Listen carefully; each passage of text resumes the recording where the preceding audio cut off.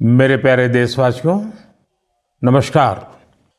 मन की बात में एक बार फिर बात होगी देश की सफलताओं की, देशवासियों की उपलब्धियों की।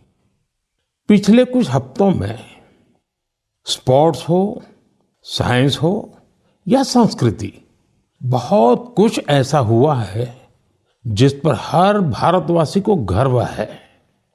अभी हाल ही में शुभांशु शुक्ला की अंतरिक्ष से वापसी को लेकर देश में बहुत चर्चा हुई। जैसे ही शुभांशु धरती पर सुरक्षित उतरे, लोग उछल पड़े। हर दिल में खुशी की लहर दौड़ गई। पूरा देश गर्व से भर गया। मुझे याद है, जब अगस्त 2023 में चंद्रयान-3 की सफल लैंडिंग हुई थी, तब देश में एक नया माहौल बना। साइंस को लेकर, स्पेस को लेकर बच्चों में एक नई जिज्ञासा भी जागी। अब छोटे छोटे बच्चे कहते हैं, हम भी स्पेस में जाएंगे, हम भी चांद पर उतरेंगे, स्पेस साइंटिस्ट बनेंगे। साथियों, आपने इंस्पायर मानक अभियान का नाम सुना होगा। यह बच्चों के इनोवेशन को बढ़ावा देने का अभियान है। इसमें हर स्कूल से 5 बच्चे चुने जाते हैं। हर बच्चा एक नया आइडिया लेकर आता है। इससे अब तक लाखों बच्चे जुड़ चुके हैं और चंद्रयान-3 के बाद तो इनकी संख्या दोगुनी हो गई है। देश में स्पेस स्टार्टअप भी तेजी से बढ़ रहे हैं। 5 साल पहले 50 से भी कम स्टार्टअप थे, आज 200 से ज्यादा हो गए हैं सिर्फ स्पेस सेक्टर में। साथियों, अगले महीने 23 अगस्त को नेशनल स्पेस डे है। आप इसे कैसे मनाएंगे? कोई नया आइडिया है क्या? मुझे नमो ऐप पर जरूर मैसेज भेजिएगा। साथियों, 21वीं सदी के भारत में आज साइंस एक नई ऊर्जा के साथ आगे बढ़ रही है। कुछ दिन पहले हमारे छात्रों ने इंटरनेशनल केमिस्ट्री ओलंपियाड में मेडल जीते हैं। देवेश पंकज, संदीप कुची, देवव्रत प्रियदर्शी और उज्जवल केशरी, इन चारों ने भारत का नाम रोशन किया। मैथ्स की दुनिया में भी भारत ने अपनी पहचान को और मजबूत किया है। ऑस्ट्रेलिया में हुए इंटरनेशनल मैथमेटिकल ओलंपियाड में हमारे स्टूडेंट्स ने 3 गोल्ड, 2 सिल्वर और 1 ब्रॉन्ज मेडल हासिल किया है। साथियों, अगले महीने मुंबई में एस्ट्रोनॉमी और एस्ट्रोफिजिक्स ओलंपियाड होने जा रहा है। इसमें 60 से ज्यादा देशों के छात्र आएंगे, वैज्ञानिक भी आएंगे। यह अब तक का सबसे बड़ा ओलंपियाड होगा। एक तरह से देखें तो भारत अब ओलंपिक और ओलंपियाड दोनों के लिए आगे बढ़ रहा है। मेरे प्यारे देशवासियों, हम सभी को गर्व से भर देने वाली एक और खबर आई है यूनेस्को से। यूनेस्को ने 12 मराठा किलों को वर्ल्ड हेरिटेज साइट्स के रूप में मान्यता दी है। 11 किले महाराष्ट्र में, 1 किला तमिलनाडु में। हर किले से इतिहास का एक एक पन्ना जुड़ा है। हर पत्थर एक ऐतिहासिक घटना का गवाह है। सल्लेर का किला, जहां मुगलों की हार हुई, शिवनेरी, जहां छत्रपति शिवाजी महाराज का जन्म हुआ, किला ऐसा जिसे दुश्मन भेद न सके। खांदेरी का किला, समुद्र के बीच बना अद्भुत किला। दुश्मन उन्हें रोकना चाहते थे, लेकिन शिवाजी महाराज ने असंभव को संभव करके दिखा दिया। प्रतापगढ़ का किला, जहां अफजल खान पर जीत हुई, उस गाथा की गूंज आज भी किले की दीवारों में समाई है। विजयदुर्ग, जिसमें गुप्त सुरंगें थी, छत्रपति शिवाजी महाराज की दूरदर्शिता का प्रमाण इस किले में मिलता है। मैंने कुछ साल पहले रायगढ़ का दौरा किया था। छत्रपति शिवाजी महाराज की प्रतिमा के सामने नमन किया था। ये अनुभव जीवन भर मेरे साथ रहेगा।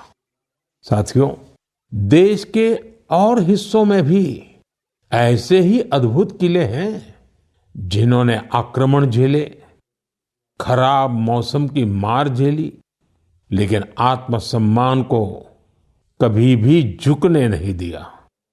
राजस्थान का चित्तौड़गढ़ का किला, कुंभलगढ़ किला, रणथंभौर किला, आमेर किला, जैसलमेर का किला तो विश्व प्रसिद्ध है।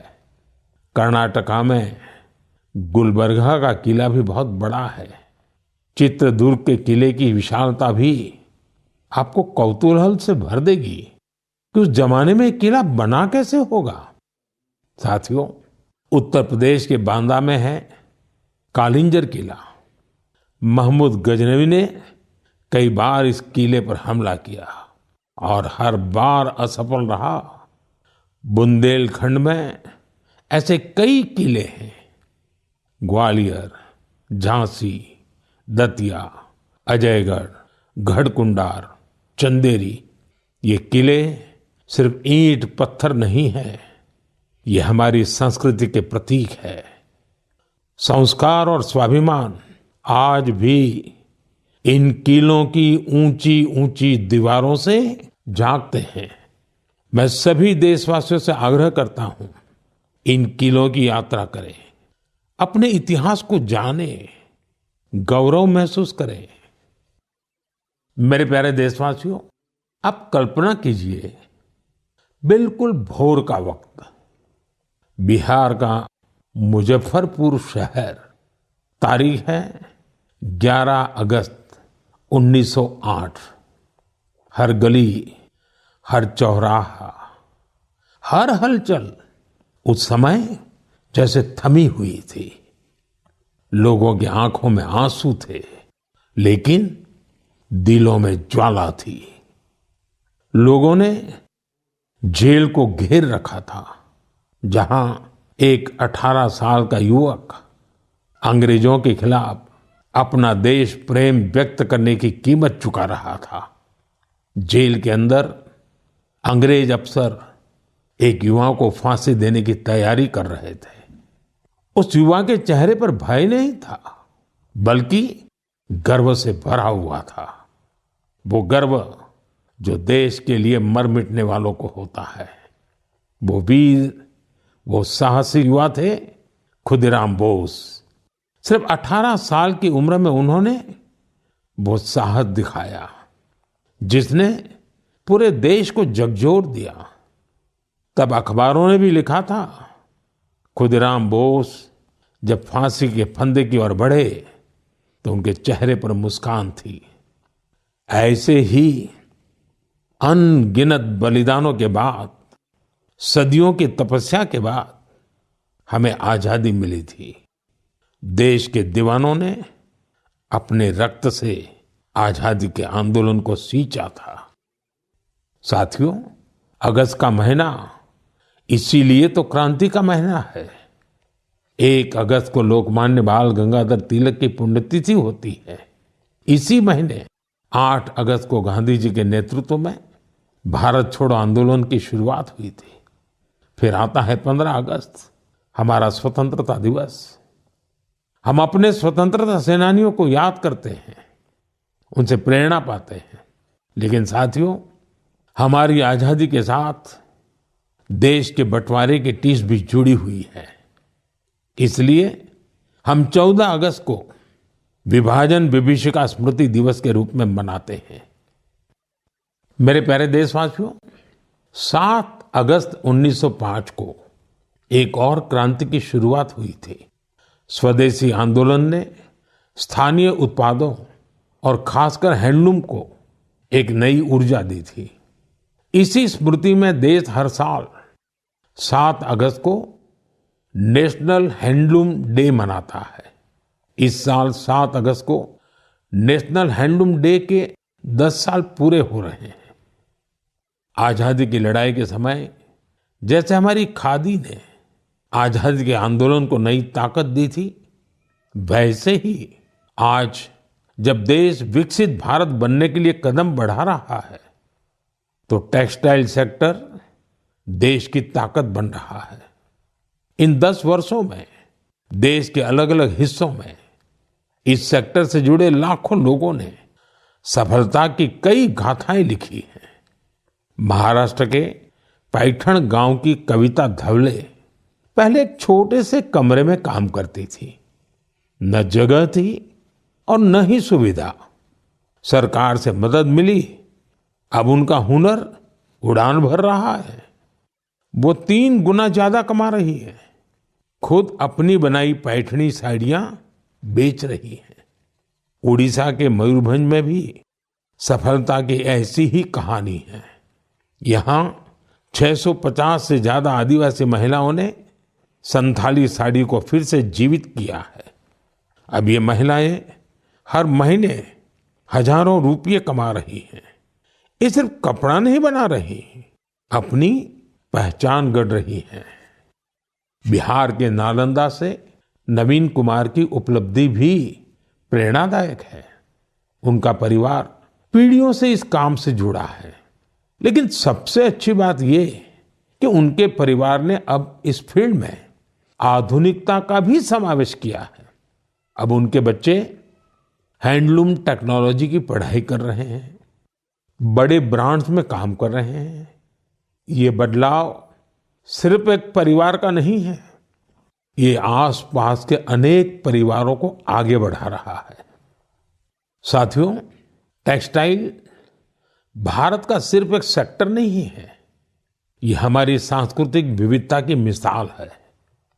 आज टेक्सटाइल और अपैरेल मार्केट बहुत तेजी से बढ़ रहा है और इस विकास की सबसे सुंदर बात यह है कि गांवों की महिलाएं, शहरों के डिजाइनर, बुजुर्ग बुनकर और स्टार्टअप शुरू करने वाले हमारे युवा सब मिलकर इसे आगे बढ़ा रहे हैं।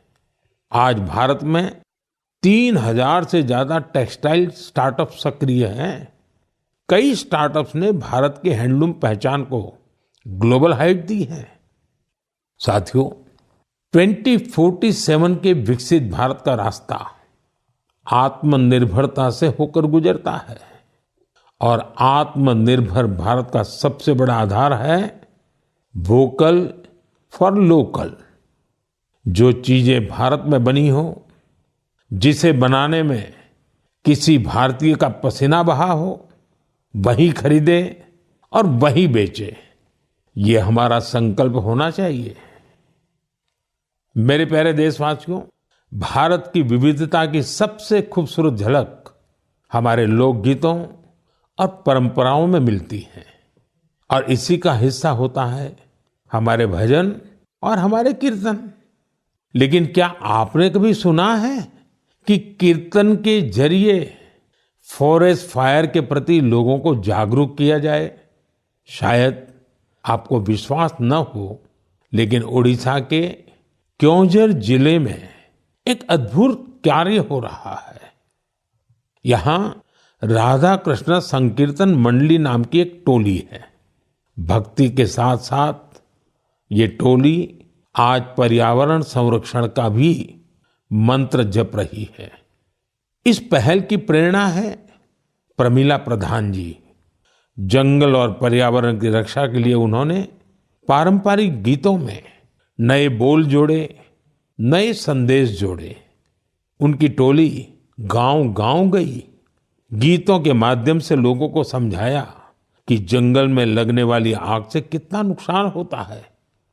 ये उदाहरण हमें याद दिलाता है कि हमारी लोक परंपराएं कोई बीते युग की चीज नहीं है। इनमें आज भी समाज को दिशा देने की शक्ति है। मेरे प्यारे देशवासियों, भारत की संस्कृति का बहुत बड़ा आधार हमारे त्योहार और परंपराएं हैं। लेकिन हमारी संस्कृति की जीवंतता का एक और पक्ष है। ये पक्ष है अपने वर्तमान और अपने इतिहास को डॉक्यूमेंट करते रहना। हमारी असली ताकत वो ज्ञान है जिसे सदियों से पांडुलिपियां, मैन्युस्क्रिप्ट के रूप में सहेजा गया है। इन पांडुलिपियों में विज्ञान है, चिकित्सा की पद्धतियां हैं, संगीत है, दर्शन है और सबसे बड़ी बात वो सोच है जो मानवता के भविष्य को उज्जवल बना सकती है। साथियों, ऐसे असाधारण ज्ञान को, इस विरासत को सहेजना हम सबकी जिम्मेदारी है। हमारे देश में हर कालखंड में कुछ ऐसे लोग हुए हैं जिन्होंने इसे अपनी साधना बना लिया। ऐसे ही एक प्रेरणादायक व्यक्तित्व है मणि मारन जी, जो तमिलनाडु के तंजावुर से हैं। उन्हें लगा कि अगर आज की पीढ़ी तमिल पांडुलिपियां पढ़ना नहीं सीखेगी तो आने वाले समय में ये अनमोल धरोहर खो जाएगी। इसलिए उन्होंने शाम को कक्षाएं शुरू की, जहां छात्र, नौकरी पेशा युवा, रिसर्चर सब यहां आकर के सीखने लगे। मणि मारन जी ने लोगों को सिखाया कि तमिल सुवड़ियल यानी पाम लीफ मैन्युस्क्रिप्ट को पढ़ने और समझने की विधि क्या होती है। आज अनेकों प्रयासों से कई छात्र इस विधा में पारंगत हो चुके हैं। कुछ स्टूडेंट्स ने तो इन पांडुलिपियों के आधार पर ट्रेडिशनल मेडिसिन सिस्टम पर रिसर्च भी शुरू कर दी है। साथियों, सोचिए, अगर ऐसा प्रयास देश भर में हो तो हमारा पुरातन ज्ञान केवल दीवारों में बंद नहीं रहेगा, वो नई पीढ़ी की चेतना का हिस्सा बन जाएगा। इसी सोच से प्रेरित होकर भारत सरकार ने इस वर्ष के बजट में एक ऐतिहासिक पहल की घोषणा की है, ज्ञान भारतम मिशन। इस मिशन के तहत प्राचीन पांडुलिपियों को डिजिटाइज किया जाएगा, फिर एक नेशनल डिजिटल रिपोजिटरी बनाई जाएगी, जहां दुनिया भर के विद्यार्थी, शोधकर्ता भारत की ज्ञान परंपरा से जुड़ सकेंगे। मेरा भी आप सबसे आग्रह है, अगर आप किसी ऐसे प्रयास से जुड़े हैं या जुड़ना चाहते हैं तो माईगॉव या संस्कृति मंत्रालय से जरूर संपर्क कीजिएगा, क्योंकि यह केवल पांडुलिपियां नहीं है, यह भारत की आत्मा के वो अध्याय हैं जिन्हें हमें आने वाली पीढ़ियों को पढ़ाना है। मेरे प्यारे देशवासियों, अगर आपसे पूछा जाए कि आपके आसपास कितनी तरह के पक्षी हैं, चिड़ियां हैं, तो आप क्या कहेंगे? शायद यही कि मुझे तो रोज 5-6 पक्षी दिख ही जाते हैं या चिड़िया दिख ही जाती हैं। कुछ जानी पहचानी होती हैं, कोई अनजानी, लेकिन ये जानना बहुत दिलचस्प होता है कि हमारे आसपास पक्षियों की कौन कौन सी प्रजातियां रहती हैं। हाल ही में एक ऐसा ही शानदार प्रयास हुआ है। जगह है असम का काजीरंगा नेशनल पार्क। वैसे तो ये इलाका अपने राइनोज, गैंडों के लिए मशहूर है, लेकिन इस बार चर्चा का विषय बना है यहाँ के घास के मैदान और उनमें रहने वाली चिड़िया। यहाँ पहली बार ग्रासलैंड बर्ड सेंसस हुआ है। आप जानकर खुश होंगे, इस सेंसस की वजह से पक्षियों की 40 से ज्यादा प्रजातियों की पहचान हुई है। इनमें कई दुर्लभ पक्षी शामिल हैं। आप सोच रहे होंगे, इतने पक्षी कैसे पहचान में आए? इसमें टेक्नोलॉजी ने कमाल किया। सेंसस करने वाली टीम ने आवाज रिकॉर्ड करने वाले यंत्र लगाए, फिर कंप्यूटर से उन आवाजों का विश्लेषण किया, एआई का उपयोग किया। सिर्फ आवाजों से ही पक्षियों की पहचान हो गई, वो भी बिना उन्हें डिस्टर्ब किए। सोचिए, टेक्नोलॉजी और संवेदनशीलता जब एक साथ आते हैं तो प्रकृति को समझना कितना आसान और गहरा हो जाता है। हमें ऐसे प्रयासों को बढ़ावा देना चाहिए ताकि हम अपनी जैव विविधता को पहचान सके और अगली पीढ़ी को भी इसे जोड़ सके। मेरे प्यारे देशवासियों, कभी कभी सबसे बड़ा उजाला वहीं से फूटता है जहां अंधेरे ने सबसे ज्यादा डेरा जमाया हो। ऐसा ही एक उदाहरण है झारखंड के गुमला जिले का। एक समय था जब ये इलाका माओवादी हिंसा के लिए जाना जाता था। बासिया ब्लॉक के गांव वीरान हो रहे थे। लोग डर के साए में जीते थे। रोजगार की कोई संभावना नजर नहीं आती थी। जमीनें खाली पड़ी थी और नौजवान पलायन कर रहे थे। लेकिन फिर बदलाव की एक बहुत ही शांत और धैर्य से भरी हुई शुरुआत हुई। ओम प्रकाश साहू जी नाम के एक युवक ने हिंसा का रास्ता छोड़ दिया।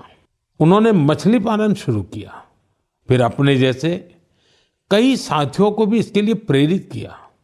उनके इस प्रयास का असर भी हुआ। जो पहले बंदूक थामे हुए थे, अब मछली पकड़ने वाला जाल थाम चुके हैं। साथियों, ओम प्रकाश साहू जी की शुरुआत आसान नहीं थी। विरोध हुआ, धमकियां मिली, लेकिन हौसला नहीं टूटा। जब प्रधानमंत्री मत्स्य संपदा योजना आई तो उन्हें नई ताकत मिली। सरकार से ट्रेनिंग मिली, तालाब बनाने में मदद मिली और देखते देखते गुमला में मत्स्य क्रांति का सूत्रपात हो गया। आज बासिया ब्लॉक के 150 से ज्यादा परिवार मछली पालन से जुड़ चुके हैं। कई तो ऐसे लोग हैं जो कभी नक्सली संगठन में थे। अब वे गांव में ही सम्मान से जीवन जी रहे हैं और दूसरों को रोजगार दे रहे हैं। गुमला की यह यात्रा हमें सिखाती है, अगर रास्ता सही हो और मन में भरोसा हो तो सबसे कठिन परिस्थितियों में भी विकास का दीप जल सकता है। मेरे प्यारे देशवासियों, क्या आप जानते हैं ओलंपिक के बाद सबसे बड़ा खेल आयोजन कौन सा होता है? इसका उत्तर है world police and fire games. दुनिया भर के पुलिसकर्मी, फायर फाइटर्स, सिक्योरिटी से जुड़े लोग, उनके बीच होने वाला स्पोर्ट्स टूर्नामेंट। इस बार यह टूर्नामेंट अमेरिका में हुआ और इसमें भारत ने इतिहास रच दिया। भारत ने करीब करीब 600 मेडल जीते। 71 देशों में हम टॉप 3 में पहुंचे। उन वर्दीधारियों की मेहनत रंग लाई जो दिन रात देश के लिए खड़े रहते हैं। हमारे ये साथी अब खेल के मैदान में भी झंडा बुलंद कर रहे हैं। मैं सभी खिलाड़ियों और कोचिंग टीम को बधाई देता हूं। वैसे आपके लिए ये भी जानना दिलचस्प होगा कि 2029 में ये गेम्स भारत में होंगे। दुनिया भर से खिलाड़ी हमारे देश आएंगे। हम उन्हें भारत की मेहमान नवाजी दिखाएंगे, अपनी खेल संस्कृति से परिचय कराएंगे। साथियों, बीते दिनों मुझे कई यंग एथलीट्स और उनके पेरेंट्स के संदेश मिले हैं। इनमें खेलो भारत नीति 2025 की खूब सराहना की गई है। इस नीति का लक्ष्य साफ है, भारत को स्पोर्टिंग सुपर पावर बनाना। गांव, गरीब और बेटियां इस नीति की प्राथमिकता है। स्कूल और कॉलेज अब खेल को रोजमर्रा की जिंदगी का हिस्सा बनाएंगे।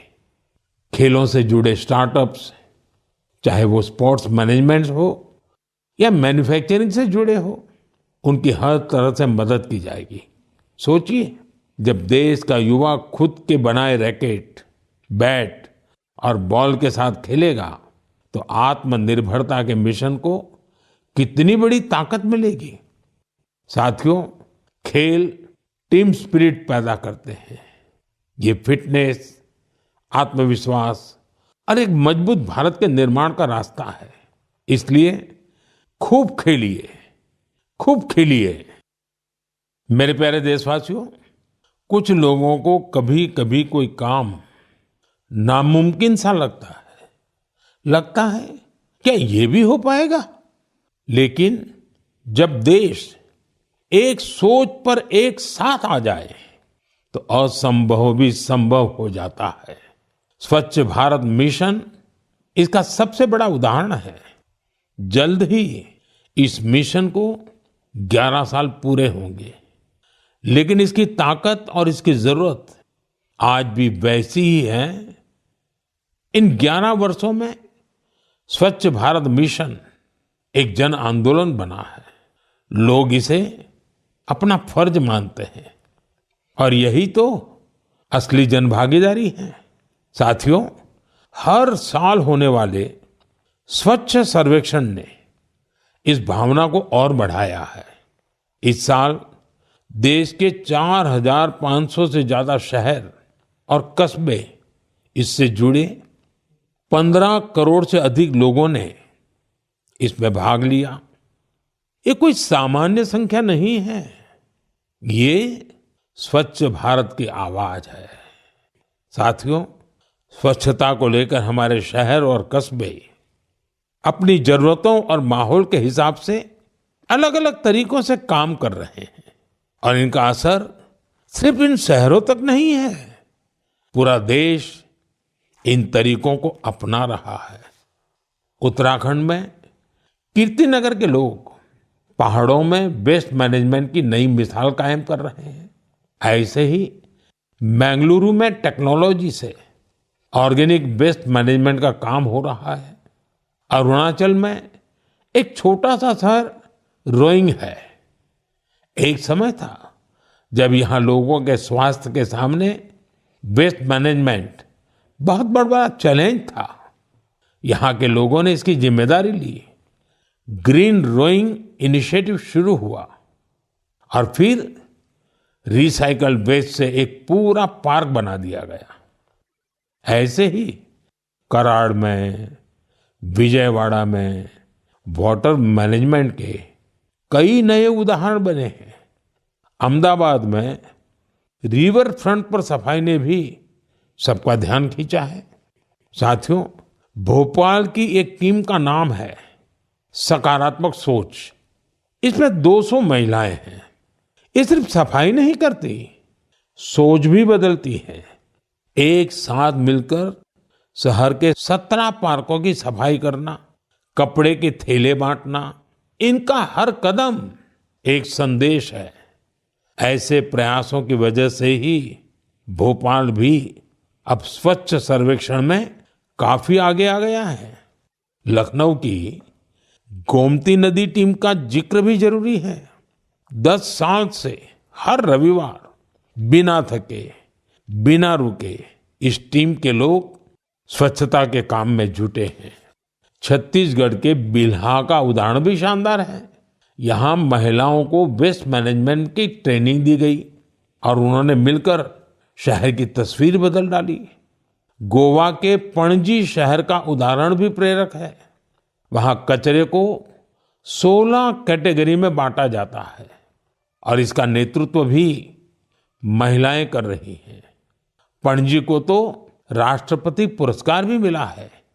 साथियों, स्वच्छता सिर्फ एक वक्त का, एक दिन का काम नहीं है। जब हम साल में हर दिन, हर पल स्वच्छता को प्राथमिकता देंगे, तभी देश स्वच्छ रह पाएगा। साथियों, सावन की फुहारों के बीच देश एक बार फिर त्योहारों की रौनक से सजने जा रहा है। आज हरियाली तीज है, फिर नागपंचमी और रक्षाबंधन, फिर जन्माष्टमी, हमारे नटखट कान्हा के जन्म का उत्सव। ये सभी पर्व यहाँ हमारी भावनाओं से जुड़े हैं। ये हमें प्रकृति से जुड़ाव और संतुलन का भी संदेश देते हैं। आप सभी को इन पावन पर्वों की ढेर सारी शुभकामनाएं। मेरे प्यारे साथियों, अपने विचार और अनुभव साझा करते रहिए। अगले महीने फिर मिलेंगे। देशवासियों की कुछ और नई उपलब्धियों और प्रेरणाओं के साथ आपका ध्यान रखिए। बहुत बहुत धन्यवाद।